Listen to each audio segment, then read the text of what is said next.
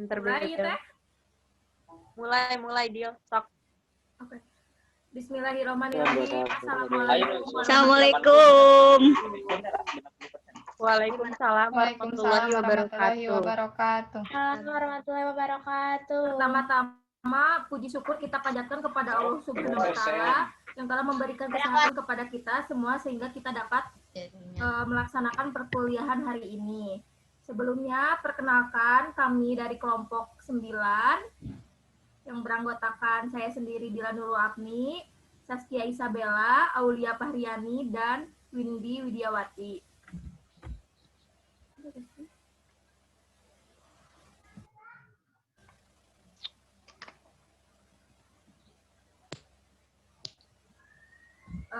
Langsung saja kepada pemateri pertama tuh kepada saudari Bebel. Saskia Isabella dipersilakan. Bismillahirrahmanirrahim. Terima kasih kepada moderator yang sudah di sini saya akan menjelaskan tentang latar belakang. Di latar belakang ini, setiap individu atau masyarakat pasti mengalami perubahan baik sosial dan perubahan budaya. Salah satu dampak negatif yang timbul dari adanya perubahan nilai-nilai sosial budaya adalah terjadinya ketertinggalan budaya atau yang bisa disebut sebagai cultural lag, merupakan suatu keadaan di mana terjadi unsur-unsur kebudayaan tertentu yang tertinggal di tengah berbagai kemajuan unsur kebudayaan yang lain. Dengan adanya permasalahan ini, maka kelompok kami membuat sebuah program yang diharapkan sesuai dengan permasalahan yang ada, yaitu program pemberdayaan berbasis pembinaan Karang Taruna. Kemudian selanjutnya, pengertian program pemberdayaan. Pemberdayaan pemuda adalah kegiatan membangkitkan potensi dan peran aktif pemuda, di mana pemuda itu memiliki beragam potensi yang dimiliki oleh individu itu sendiri. Sehingga pemuda identik sebagai sosok yang berusia produktif dan mempunyai karakter khas yang spesifik, yaitu revolusioner, optimis, berpikir maju, memiliki moralitas, dan sebagainya.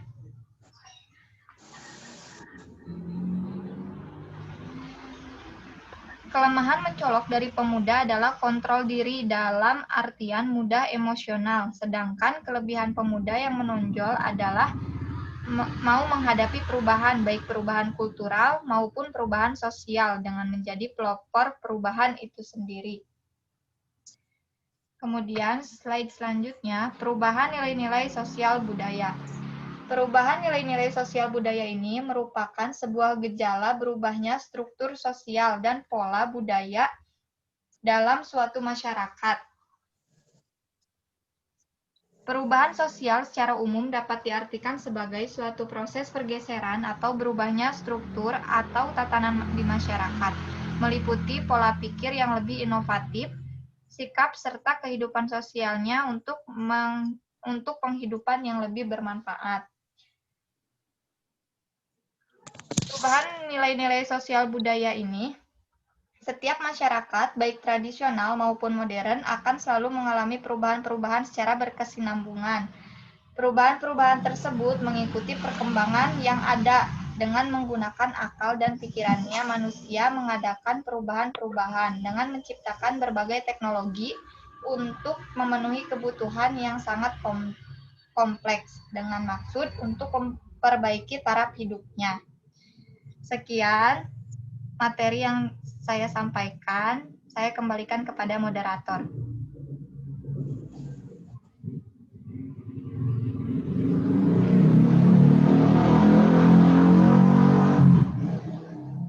Dia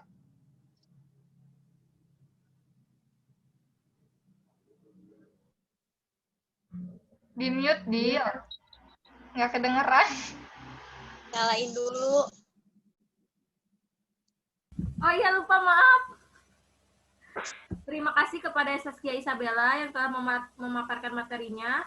Langsung saja kepada pemateri kedua, dipersilakan. Terima kasih kepada Dila. Baik, saya pemateri kedua akan menjelaskan mengenai dampak positif perubahan sosial budaya di masyarakat. Dampak positif perubahan sosial budaya di masyarakat yang pertama yaitu semakin meningkatnya taraf pendidikan, yang kedua dapat meningkatnya toleransi masyarakat, dan yang terakhir yaitu terciptanya pola pikir masyarakat yang semakin terbuka.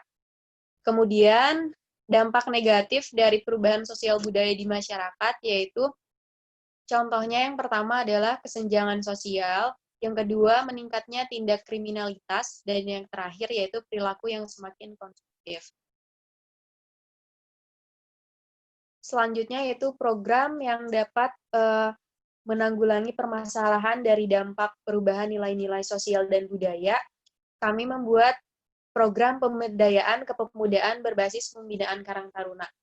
Pemberdayaan kepemudaan merupakan salah satu program upaya pembinaan dari pemerintah desa untuk meningkatkan serta mengelola lembaga dan sumber daya manusia agar lebih baik dan bekerja sesuai dengan harapan. Pembinaan kemasyarakatan dapat dilakukan dengan berbagai cara, baik melalui pelatihan, rapat, peringatan hari besar, lomba, dan lainnya yang dilakukan melalui lembaga kemasyarakatan, diantaranya seperti RT, RW, Karang Taruna, PKK, keamanan, dan lain-lain. Dalam pembinaan ini difokuskan pada generasi muda untuk berpartisipasi dalam kemajuan desa dengan memperhatikan nilai-nilai sosial budaya. Baik, selesai, saya kembalikan kepada moderator. Baik, terima kasih kepada Windy. Selanjutnya, pemateri ketiga, yaitu saya sendiri. Langsung saja ya, ada tujuan program. Tujuannya yaitu tujuan yang ingin dicapai dari pemberdayaan adalah untuk membentuk individu dan masyarakat menjadi mandiri. Kemandirian tersebut meliputi kemandirian berpikir, bertindak, dan mengendalikan apa aja yang mereka lakukan tersebut. Kemandirian masyarakat adalah merupakan suatu kondisi yang dialami oleh masyarakat yang ditandai oleh kemampuan untuk memikirkan, memutuskan, serta melakukan sesuatu yang dipandang tepat demi mencapai pemecahan masalah-masalah yang dihadapi dengan mempergunakan daya kemampuan yang terdiri atas kemampuan kognitif, kemampuan konatif, psikomotorik, afektif, dengan mengarahkan sumber daya yang dimiliki oleh lingkungan internal masyarakat tersebut. Selanjutnya yaitu ada pelaksanaan program. Proses belajar dalam rangka pemberdayaan akan berlangsung secara bertahap. Tahap-tahapnya yang sudah dilalui yaitu yang pertama ada tahap penyadaran dan pembentukan perilaku menuju perilaku sadar dan peduli sehingga merasa membutuhkan peningkatan kapasitas diri. Yang kedua ada tahap tahap transformasi kemampuan berupa wawasan pengetahuan, kecakapan keterampilan agar terbuka wawasan dan memberikan keterampilan dasar sehingga dapat mengambil peran di dalam pembangunan. Yang ketiga itu ada tahap peningkatan intelektual, kecakapan keterampilan sehingga terbentuklah inisiatif dan kemampuan inovatif untuk menghantarkan pada kemandirian. Selanjutnya yaitu ada tahap pelaksanaan program pemberdayaan kepemudaan ini. Yang pertama ada perencanaan. Tahap perencanaan pada program pemberdayaan kepemudaan ini meliputi perencanaan visi, misi, dan tujuan program pelatihan menjahit, prosedur program organisasi, serta penetapan aturan atau pedoman seperti kurikulum. Yang kedua itu ada pengorganisasian, yang berkaitan dengan fasilitas, sarana prasarana, pendanaan, dan sumber daya manusia yang terlibat dalam kegiatan pelatihan, baik itu pengelola, tutor, atau pekerja yang lainnya yang sudah profesional. Yang ketiga itu ada penggerakan atau pelaksanaan, yang dimana suatu proses pelaksanaan kegiatan dari program yang mana kegiatannya itu mengacu pada perencanaan yang sudah ditetapkan beserta tujuan dari program. Materi yang diberikannya itu sesuai dengan kurikulum yang sudah ada dan bisa mematuhi standar kualitas. Ya. Yang keempat ada penilaian. Dalam program pemberdayaan ini, penilaiannya dapat dilihat dari berjalannya program secara berkelanjutan atau tidaknya, serta perubahan sikap yang dihasilkan setelah ada program pemberdayaan tersebut. Oke, selanjutnya pemateri keempat yaitu Aulia. Kepadanya kami persilakan.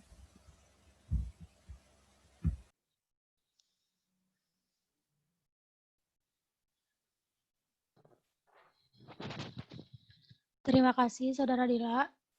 Untuk materi terakhir akan saya sampaikan. Di sini saya akan menyampaikan standar kompetensi. Di sini ada 2 standar kompetensi, yaitu pemahaman perubahan nilai sosial dan pemahaman perubahan nilai budaya.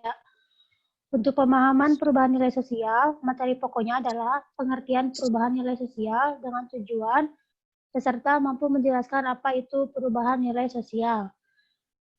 Yang kedua, ada dampak yang ditimbulkan dari perubahan nilai sosial. Bertujuan peserta mampu menjelaskan apa saja dampak yang terjadi dari perubahan tersebut. Dan yang ketiga, cara untuk mengatasi permasalahan tersebut. Peserta mampu mengetahui bagaimana cara mengatasi permasalahan tersebut. Untuk alokasi waktu dilaksanakan selama 3 jam. Dan metode yang digunakannya adalah ceramah, diskusi, dan tanya jawab. Untuk pemahaman perubahan nilai budaya, ada 3 materi pokok juga. Yang pertama, pengertian perubahan nilai dan budaya.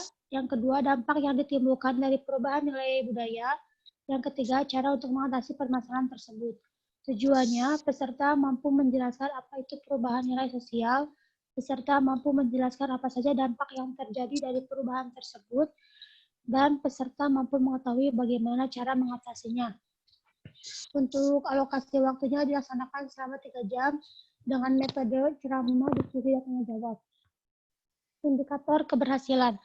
Indikator keberhasilan dari pemberdayaan pemula ini adalah mengembangkan kesadaran sosial, kecakapan di dalam pergaulan, sikap yang tepat dalam melakukan hubungan sosial, pengetahuan dan keterampilan yang dimiliki, menumbuhkan kesadaran generasi muda tentang tanggung jawab kepada lingkungan, mewujudkan persatuan dan kesatuan generasi muda, terwujudnya kesejahteraan bagi kaum muda, terjalinnya kerjasama antar generasi muda dan masyarakat untuk kesejahteraan bersama.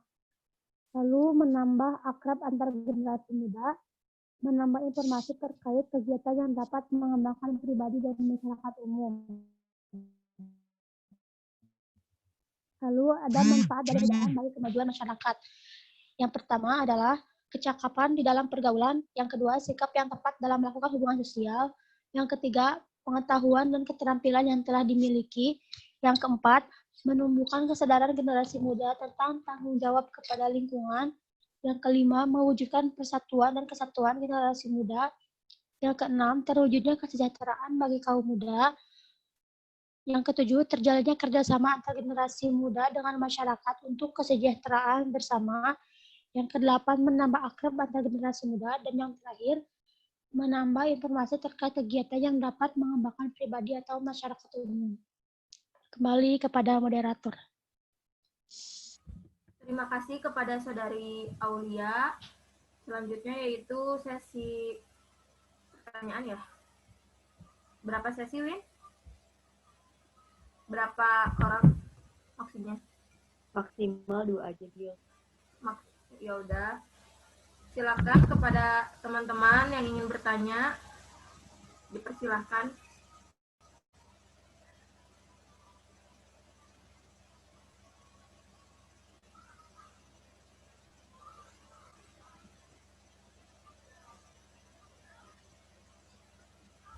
Bil, nanti setelah kelompok 9 selesai, langsung moderatori kelompok 8 ya.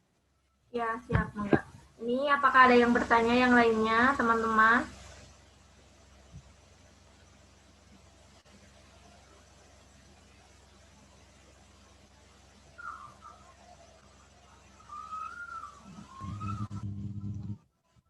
Izin mungkin ini kita cuma berapa orang sih? 12 partisipan. 12, 13. 13. Ya, mungkin dari aku aja ya pertanyaannya. Angga, silahkan. Ya, Assalamualaikum warahmatullahi wabarakatuh. Izin bertanya, saya Suci Akurata ini dari kelompok 8. Nah, yang ingin saya tanyakan itu, kan tadi indikator dari keberhasilan program itu yang aku tangkap itu kan adanya kesadaran sosial, terus mewujudkan masyarakat yang mandiri, dan juga bagaimana masyarakat bisa bersosialisasi. Nah, yang ingin saya tanyakan, ketika keberhasilan ini tidak terwujud atau tidak bisa didapatkan oleh masyarakat yang kita bina, apa hal yang akan dilakukan? Terima kasih. Assalamualaikum warahmatullahi wabarakatuh. Waalaikumsalam. Waalaikumsalam warahmatullahi wabarakatuh. Kami diskusikan dulu ya, Teh Suci.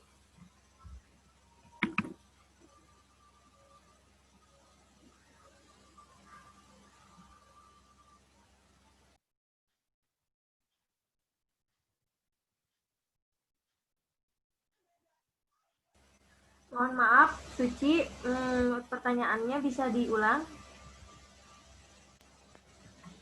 Ya, tadi kan dari kelompok 9 itu kan ada indikator keberhasilan di program ini tuh kan salah satunya tuh ada kesadaran sosial, ada mewujudkan masyarakat yang lebih mandiri, dan juga adanya menanam rasa sosialisasi atau cara mereka ngobrol dan lain-lain gitu. Nah, ketika indikator ini tidak bisa masyarakat miliki atau tidak berhasil gitu, apa yang akan dilakukan selanjutnya yang bisa membuat masyarakat itu sesuai dengan apa yang ingin kita wujudkan gitu, tujuan dari si program ini gitu. Oh, ya, Izin menjawab ya, nanti bisa teman-teman tambahkan. Indikator keberhasilannya ya seperti yang tadi Suci sebutkan, tapi kan dari indikator tersebut memang tidak pemberdayaan tidak memastikan bahwa hal tersebut dapat terjadi atau pemberdayaan tersebut dapat langsung sukses. Hal tersebut dilihat dari evaluasi di akhir penilaian yang dilakukan oleh pemberdayaan. Jika hal tersebut atau indikator yang tadi disampaikan tidak tercapai, maka bisa disebutkan bahwa pemberdayaan tersebut kurang tidak efektif atau tidak sukses. Nah, untuk menangani hal tersebut, maka harus diadakan pemberdayaan kembali dengan memperbaiki hal-hal yang tidak sesuai atau tidak berhasil yang dilakukan pada pemberdayaan yang sebelumnya. Mungkin begitu, Ci.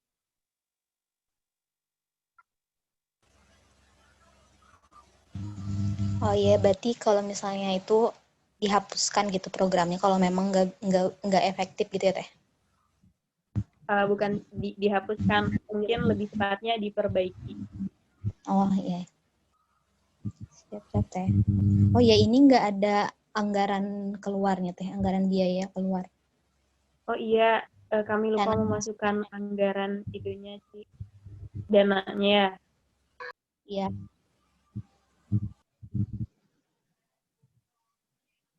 Tapi di makalah ada Teh? Nggak ada juga. Oh iya.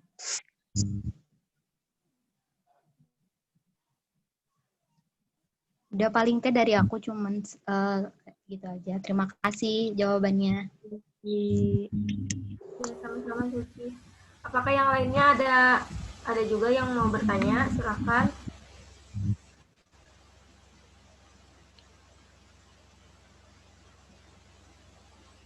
Iya, siapa yang mau bertanya lagi?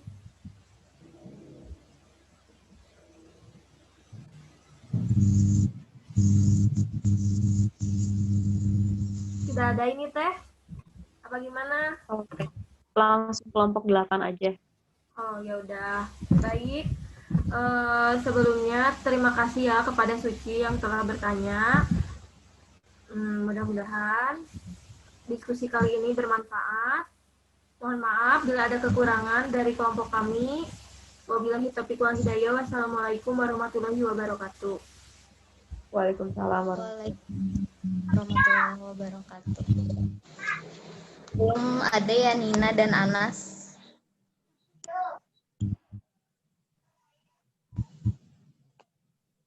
Belum ada. Mungkin mungkin hari ini presentasi sendiri mungkin ya, nggak apa-apa soalnya udah dihubungi dari jam berapa tapi tidak ada jawaban. Langsung share aja deh, Bel. Ya udah belum? Semangat Uci. Oke.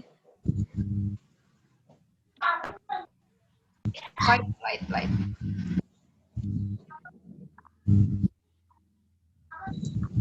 Belum di-share kan, belum ada ininya. Belum, bentar.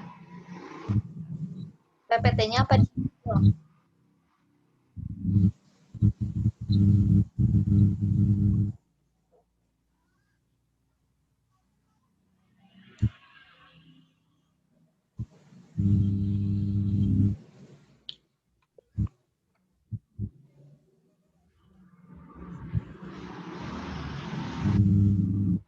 Ada? Udah ada belum? Udah ada.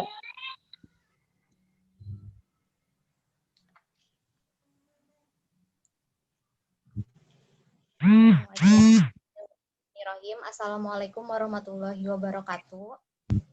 Waalaikumsalam warahmatullahi wabarakatuh. Anggota kelompok 8 itu terdiri dari 3 orang, tapi Anas dan Ninanya tidak bisa hadir, jadi oleh saya sendiri. Program yang diambil dari kelompok 8 itu mengenai implementasi literasi TIK dalam upaya meningkatkan kualitas pendidikan.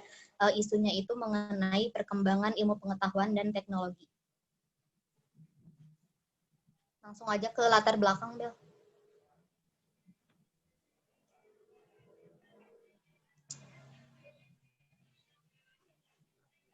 Langsung aja ya ke latar belakang. Nah, perkembangan ilmu pengetahuan dan teknologi atau iptek telah membawa perubahan hampir di semua aspek kehidupan manusia, di mana berbagai permasalahan pada hari ini dapat diselesaikan oleh adanya ilmu pengetahuan dan juga teknologi.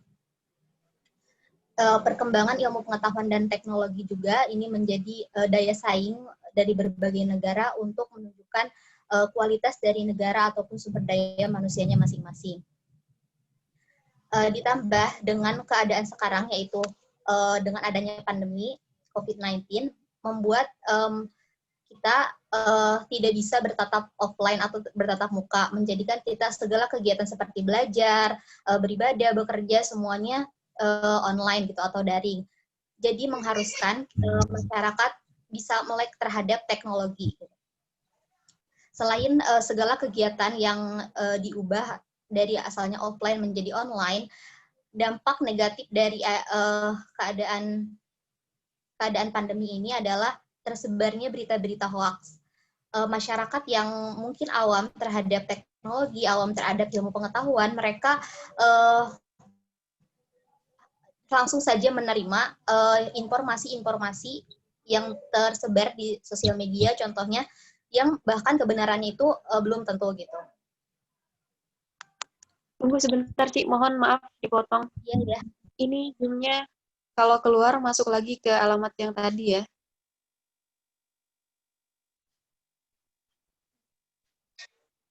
Ya, lanjut. Ya tadi ya, jadi salah satu dampak negatif dari keadaan sekarang yaitu adanya pandemi ini gitu, membuat berbagai informasi yang tersebar di sosial media ini tidak semua sesuai fakta atau kebenaran gitu. Ada yang mereka sengaja membagikan berita-berita hoax dan masyarakat yang tidak tahu atau awam gitu menerima segala informasi itu. Maka dari itu pentingnya kualitas dari sumber daya manusia itu sendiri, bagaimana mereka bisa memanfaatkan perkembangan ilmu pengetahuan dan teknologi ini menjadi bermanfaat untuk mereka. Nah, salah satu cara untuk mengatasi masalah tersebut dengan adanya atau proses pembelajaran kepada masyarakat itu sendiri. Nah, dari kelompok kami mengambil salah satu program yang bernama Literasi Teknologi Informasi dan Komunikasi. Lanjut, Del.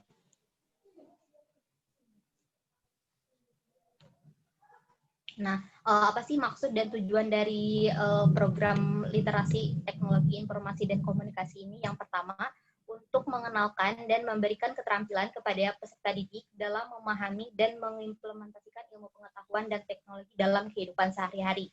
Yang kedua, mengedukasi masyarakat dalam memanfaatkan teknologi dan komunikasi dengan menggunakan teknologi digital atau alat-alat komunikasi.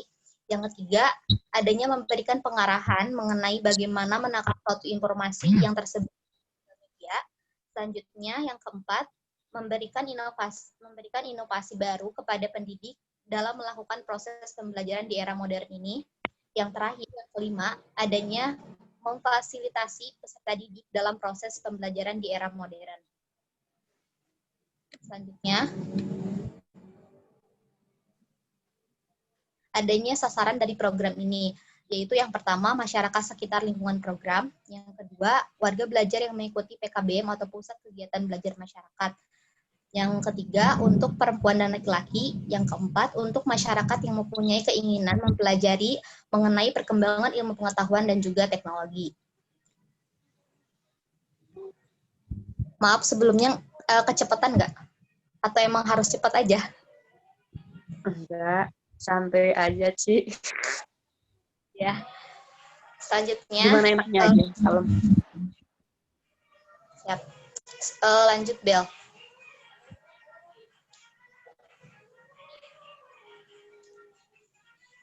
Nah, sesuai dengan isu yang kelompok 8 miliki, yaitu perkembangan ilmu pengetahuan dan teknologi. Nah, apa sih teknologi itu? Menurut Red Bain, teknologi pada dasarnya mencakup semua alat, mesin, peralatan, perlengkapan, senjata, perumahan pakaian, transportasi, dan komunikasi perangkat, dan juga keterampilan yang akan memungkinkan kita sebagai manusia bisa memproduksinya. Nah, dari teknologi ini terbagi menjadi beberapa jenis gitu.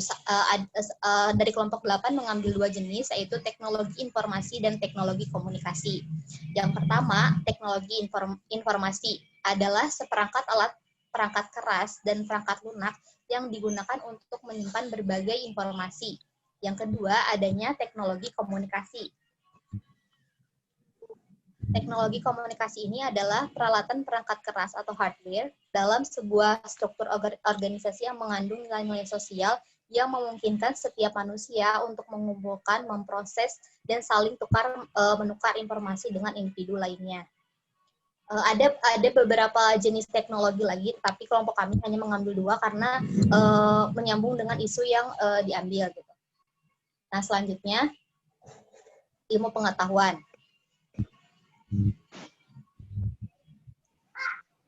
Selanjutnya ilmu pengetahuan. Ilmu pengetahuan yaitu adalah usaha-usaha sadar dan menyelidiki, menemukan, dan meningkatkan pemahaman manusia dari berbagai segi kenyataan dalam alam manusia. Nah, dari ilmu dan pengetahuan itu ada perbedaannya. Pengetahuan itu merupakan pembentukan pemikiran asosiatif yang menghubungkan atau menjalin sebuah pemikiran dengan kenyataan. Sedangkan ilmu adalah akumulasi pengetahuan yang menjelaskan menjelaskan kausalitas hubungan sebab akibat. Nah, ilmu pengetahuan juga memiliki ciri-cirinya. Yang pertama, mempunyai batasan dan ruang lingkup yang jelas. Kedua, metode dalam membuktikan kebenaran. Ketiga, sistematis. Dan keempat, terbuka untuk dikaji kebenarannya. Selanjutnya ada literasi TIK. Selanjutnya.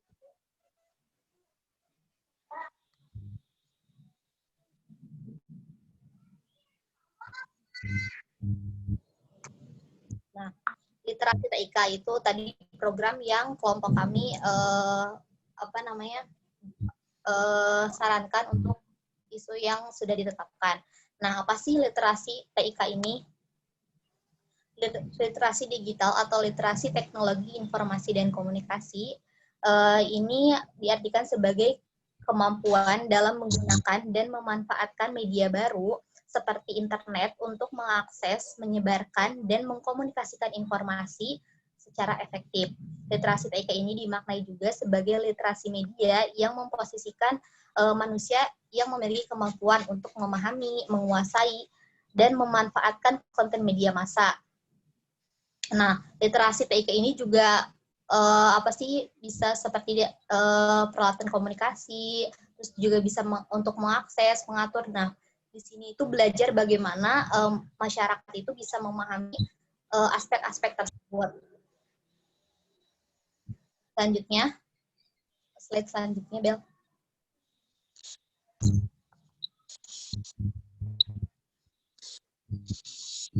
Nah, dalam literasi teknologi informasi dan komunikasi ini,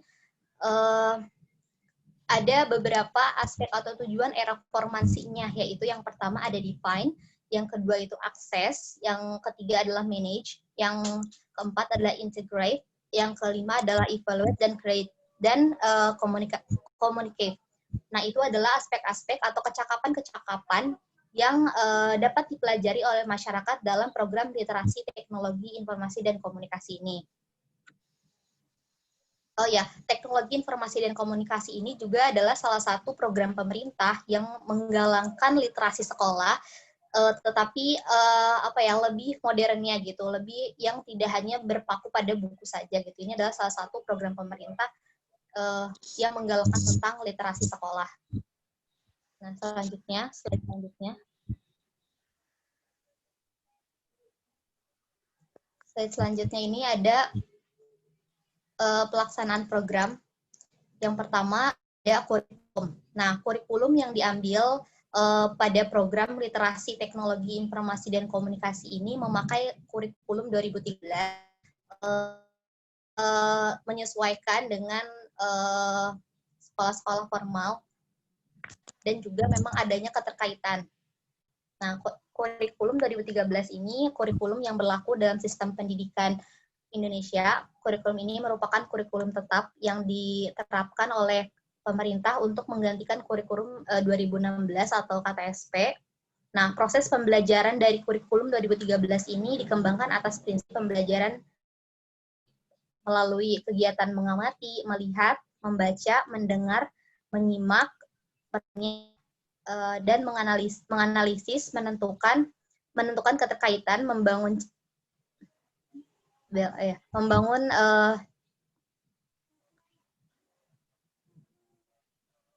jangan dulu Bel, sebelumnya dulu.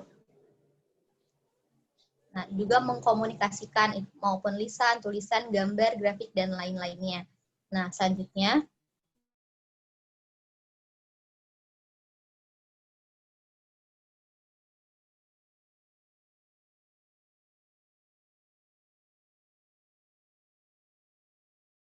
Atau TIK tadi. Yang pertama dalam perencanaan itu ada dua aspek. Yang pertama ada imaging atau merupakan tahapan TIK dalam pendidikan di mana institusi atau maupun lembaga masih dalam proses memperkenalkan komputer dan alat teknologi lainnya dalam lingkungannya. Yang kedua ada applying atau menerapkan TIK dalam pendidikan dapat dilakukan dengan menambah beberapa unit komputer, misalnya di lembaga penyelenggara program. Pada tahapan ini, pembelajaran di kelas masih didominasi oleh peran guru atau pendidik, sedangkan keberadaan komputer sebagai salah satu produk dari teknologi informasi dan komunikasi digunakan untuk hal-hal administratif dan hal-hal yang berkaitan dengan konvensional. Pada tahap ini juga untuk mencari berbagai informasi yang memang tidak bisa dicari di buku atau dan yang lainnya gitu, mengeksplor lebih banyak ilmu pengetahuan. Nah, selanjutnya proses pelaksanaan.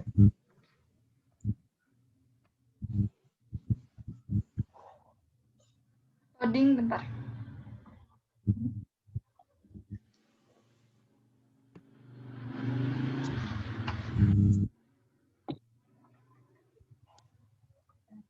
Pada tahap pelaksanaan.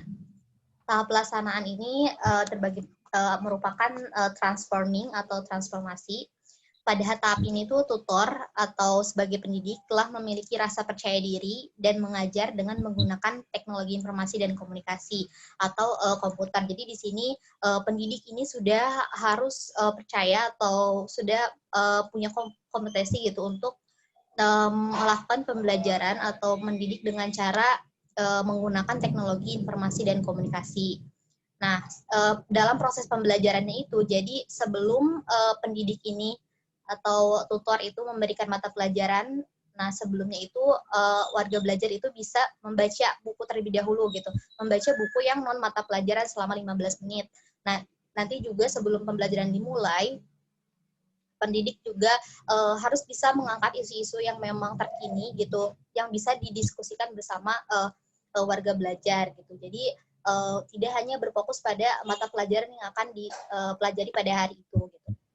Terus yang selanjutnya pada tahap terakhir ini atau tahap pelaksanaan ini pembelajaran itu sudah harus bukan berarti teacher center, tetapi sudah student center. Pada tahap ini pula pendidik atau tutor dan warga belajar harus dapat menciptakan dan mengatur pembelajaran terbuka dan inovatif, menciptakan diskusi dan meningkatkan daya kritis dari warga belajar itu sendiri. Nah, selanjutnya ada proses penilaian.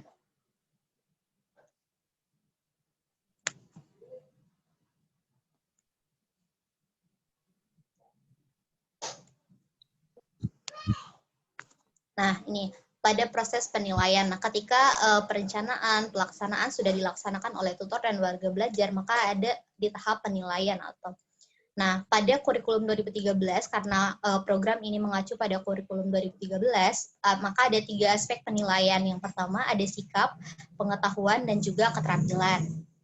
Nah, untuk pada kompetensi sikap, pendidik melakukan penilaian melalui observasi, lalu penilaian diri, dan lain sebagainya. Yang kedua, adanya penilaian kompetensi pengetahuan. Nah, dalam kompetensi pengetahuan ini seperti tes tertulis yang mencakup bagaimana peserta didik apakah sudah memahami teori atau mata pelajaran yang sudah disampaikan oleh tutor itu sendiri. Yang ketiga, adanya penilaian kompetensi keterampilan. Nah, pendidik menilai kompetensi keterampilan melalui yaitu penilaian yang menuntut peserta didik mendemonstrasikan suatu kompetensi tertentu dengan menggunakan tes plastik, proyek. Nah, kan tadi kalau dalam literasi teknologi informasi dan komunikasi ini salah satu keterampilan yang diajarkan yaitu bagaimana peserta didik itu bisa menjalankan komputer misalnya, bisa mengoperasikan komputer. Nah, nanti di sana dari warga belajarnya itu adanya praktek. Nah, apakah warga belajar ini sudah bisa nih setidaknya mengoperasikan dari komputer itu sendiri. Nah, jika memang sudah mampu, maka dianggap peserta didik atau warga belajar itu lulus. Nah, selanjutnya materi pokok dari literasi TIK. Nah, tadi kan di awal gitu itu kan literasi TIK itu mencakup beberapa kecakapan yang bisa diterapkan kepada warga belajar. Nah, yang pertama ada kecakapan define, yaitu kecakapan seseorang dalam menggunakan peralatan digital untuk mengidentifikasi dan mempresentasikan kebutuhan informasi. Nah, dalam proses penyampaian kecakapan ini menggunakan metode ceramah dan juga praktik. Yang kedua yaitu adanya kecakapan akses, yaitu kecakapan dalam mengumpulkan dan mendapatkan informasi dalam lingkungan digital. Proses pembelajaran itu menggunakan ceramah dan juga diskusi antar tutor dan juga warga belajar. Selanjutnya ada kecakapan manage, yaitu kecakapan dalam menggunakan peralatan digital untuk mengaplikasikan atau mengklasifikasikan skema untuk sebuah informasi. Nah, dalam proses pembelajaran ini memakai metode ceramah, diskusi, dan juga praktik. Yang keempat ada kecakapan yang yaitu kecakapan seseorang menginterpretasikan dan mempresentasikan seperti penggunaan alat digital untuk dan juga menyimpulkan, membandingkan segala informasi yang tersebar di sosial media. Nah, dalam proses pembelajaran itu menggunakan diskusi. antara tutor dan juga warga belajar, dan tanya jawab apakah warga belajar nantinya ada beberapa yang tidak dimengerti, itu juga bisa didiskusikan bersama warga belajar. Nah, selanjutnya ada waktu dan tempat pelaksanaan program.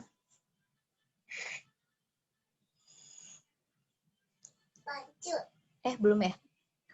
Maaf. Yang selanjutnya itu kecakapan evaluate atau kemampuan seseorang dalam menilai sejauh mana informasi digital tersebut memenuhi kebutuhan masalah informasi. Ya, terus yang selanjutnya ada kecakapan create, yaitu kemampuan mengadaptasi, mengaplikasikan, mendesain atau mengonstruksi informasi dalam lingkungan digital. Dalam proses pembelajaran itu ceramah dan juga praktik. Nah, selanjutnya yaitu yang terakhir adalah kecakapan communicate, yaitu kecakapan mendiseminasi atau mempublikasikan, menyebar informasi yang relevan pada audiens tertentu dalam format digital yang efektif. Nah, itu adalah kecakapan-kecakapan yang dapat dipelajari literasi TIK ini. Selanjutnya, waktu dan tempat.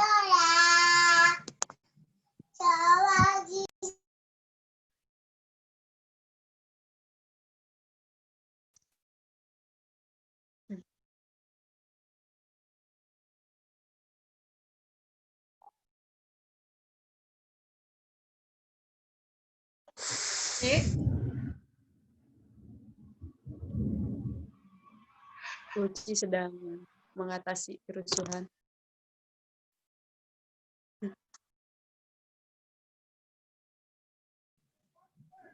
Mohon maaf semuanya, ini lagi ada anak kecil jadi berisik. Lanjut ya. Nah, selanjutnya yaitu waktu dan tempat pelaksanaan program. Nah, tadi juga kan disebutkan bahwa dalam salah satu tadi yang di atas itu adalah PKBM. Nah, kenapa PKBM? Jadi sebenarnya literasi teknologi informasi dan komunikasi ini bisa ditetapkan di lembaga non formal maupun formal. Karena memang pada dasarnya program literasi TIK ini kan diterbitkan oleh pemerintah.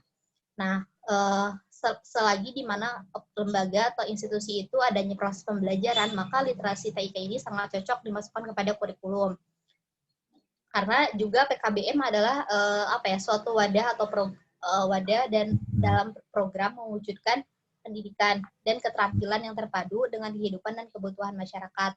PKBM juga merupakan pusat seluruh kegiatan belajar masyarakat dalam rangka peningkatan pengetahuan, keterampilan, keahlian, hobi dan bakatnya yang dikelola dan diselenggarakan sendiri oleh masyarakat.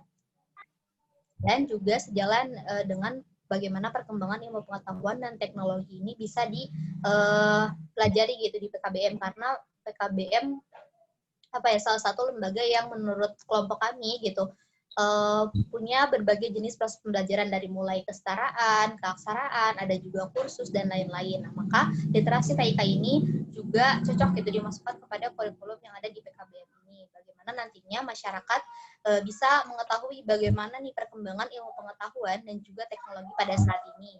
Bagaimana mereka bisa memanfaatkan adanya kesempatan perkembangan teknologi yang semakin canggih ini. Nah, selanjutnya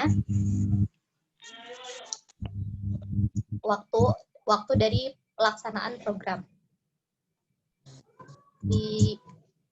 Waktu pelaksanaan program ini disesuaikan dengan jam pelajaran yang sudah tadi ditetapkan pada modul atau silabus tentang materi pembelajaran. Dan juga untuk kelasnya ini biasanya kan PKBM itu jadwalnya itu satu minggu dua kali ya, antara Sabtu atau Minggu gitu. Jadi perjadwalan itu 2 kali dalam seminggu, yang pada hari Sabtu dan Minggu. Dan juga disesuaikan dengan jadwal warga belajar itu tersendiri. Nah, selanjutnya ada rencana anggaran biaya. Nah, untuk anggaran biaya program literasi teknologi informasi dan komunikasi ini terbagi menjadi 2. Yang pertama ada biaya operasional yang pastinya ada di sini akunnya, ada meja komputer, kursi komputer, wifi, proyektor, whiteboard yang menunjang kegiatan literasi TIK, dan juga biaya personalnya ada honorarium untuk tutor dan honorarium untuk tenaga pendidik, dan jumlah dana yang adalah 70.925.000. Nah, mungkin lanjut aja, Bel. Nah, selanjutnya yang terakhir adanya pelaporan, supervisi, dan pengawasan. Nah, pelaporan pelaksanaan dari kegiatan program literasi TIK ini dilaporkan berupa perkembangan pada peserta pelatihan dan capaian atau tingkat kemampuan dari peserta pelatihannya sudah memenuhi syarat atau tujuan dari program tersebut atau belum. Yang kedua, ada supervisi. Dalam program literasi TIK ini yaitu dilakukan secara bertahap dalam kurun waktu 1 minggu 1 kali untuk melihat keberlangsungan dari program dan kelancaran dan apakah sudah memenuhi tujuan yang telah ditetapkan. Selanjutnya, pengawasan dan juga akuntabilitas. Nah, dari pengawasan ini, program dilakukan setiap 2 minggu sekali, di mana semua laporan atau hasil yang telah dicapai dilihat dan diteliti oleh pihak pengawas. Dan terakhir, yaitu akuntabilitas. Pengelola, untuk akuntabilitas pengelolaan program ini, kami mengakuntabilitas kebenaran dan bertanggung jawab atas semua penyelenggara kegiatan atau pelaksana program. Mungkin cukup sekian presentasi dari kelompok 8. Mohon maaf jika ngobrolnya atau mempresentasikannya terlalu cepat. Dibuka sesi pertanyaan aja langsung.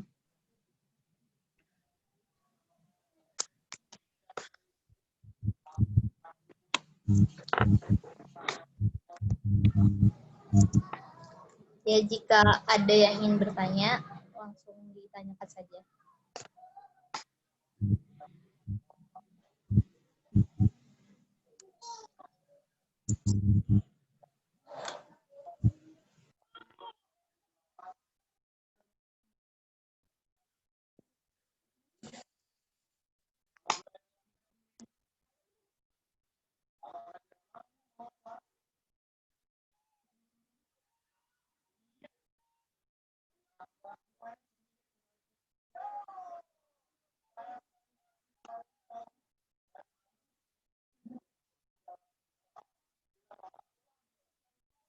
Sepertinya tidak ada, Ci.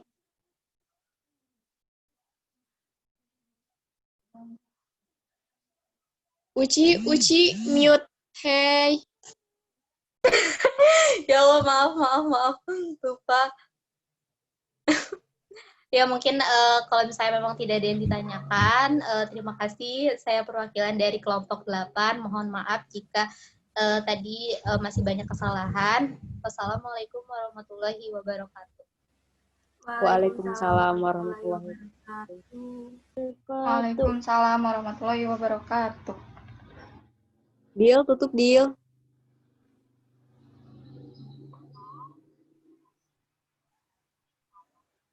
Gila.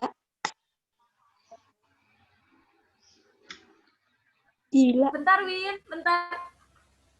Oh, kalem. Barusan nge-record ke stop bakal ada enggak? Ketaruhnya di mananya? Kalemkeun, Bel.